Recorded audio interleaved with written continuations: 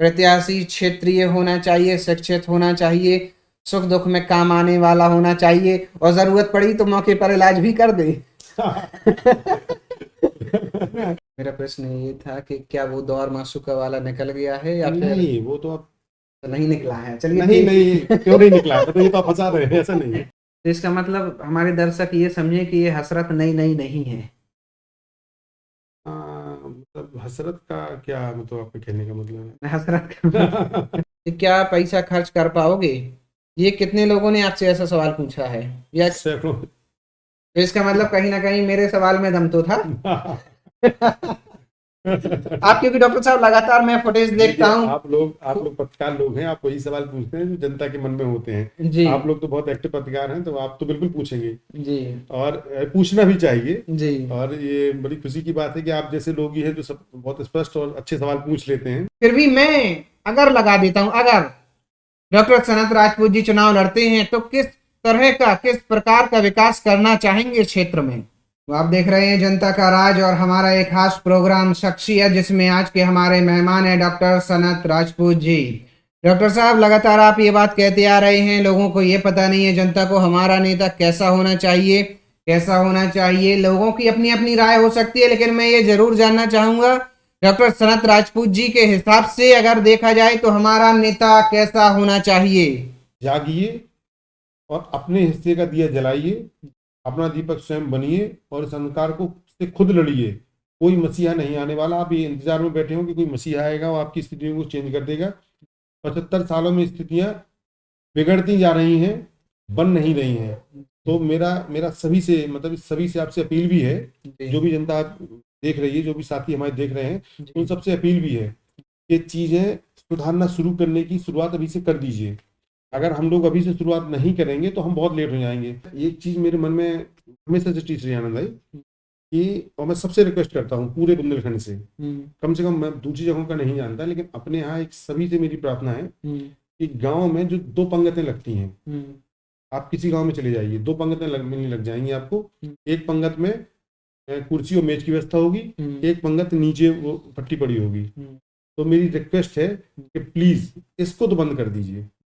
ये इतना अशोभनीय है, हम लोगों को खुद को इंसान कहने में शर्म आए, इतना अशोभनीय है। विचार मैं देखता हूँ डॉक्टर साहब कि ये हमारे यहाँ महिलाएं बुंदेलखंड में इतनी मेहनत करती हैं, इतना काम करती हैं, खेत का काम, घर का काम, जानवरों का काम, उसके बाद भी मैक्सिमम 60 to 70% अगर गांव में आप देखें घर घर में उनकी स्थिति क्या है, कहीं ना कहीं हम सब लोग इस बात से परिचित हैं।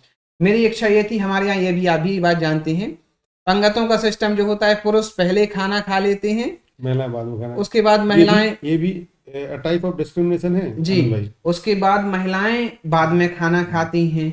मैंने अपने घर में ये अपना राय रखी कि जब ऐसी मेरी बारी आएगी तो मैं चाहता हूं कि मेरे टाइम पे, मेरे विवाह में जो पंगत हो उसमें पुरुष बाद में खाना खाएं, महिलाएं पहले खाना खाएं। मैं ये भी रखना चाहता था। बहुत अच्छा। क्या आप चाहेंगे कि आपका बच्चा राजनीति में जाए?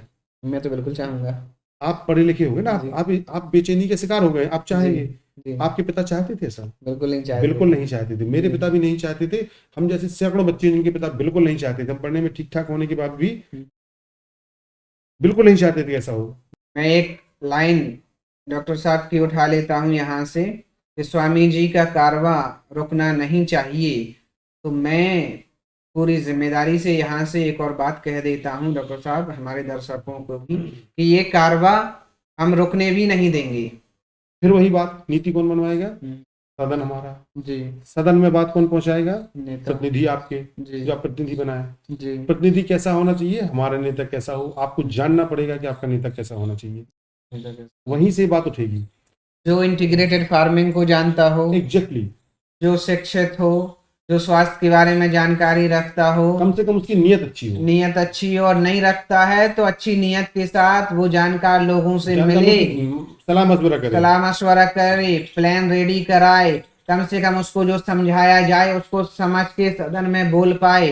पता चला यहाँ से कुछ समझ भी लेते हैं और बोलने लायक नहीं है, शिक्षित नहीं है, तो वहाँ कुछ कह नहीं पाते हैं, फिर वहाँ खड़े होने में हिचकिचाते हैं, और कोई वहाँ पे जाके कुछ कर रहा होता, कोई सो जाता है। कोई तम्बाकू मलता है, कोई कुछ करता है, दुनिया भर के ऐसे वीडियो क्लिप हमारे पास आते रहते हैं। लेकिन हमें ये समझना पड़ेगा कि भाई ये नेता हमारा कैसा होना चाहिए।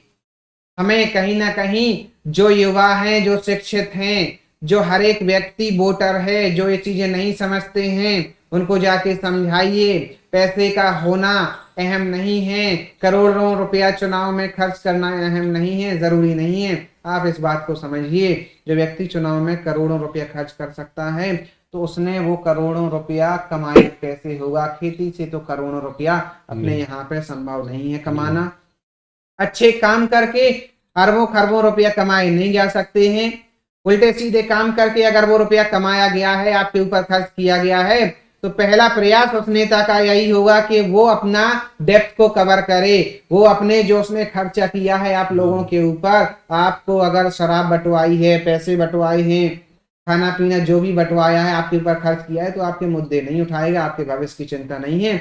उसको पहले अपना सेफ साइड करना है, वो पैसा रिकवर करना है, कमाना है।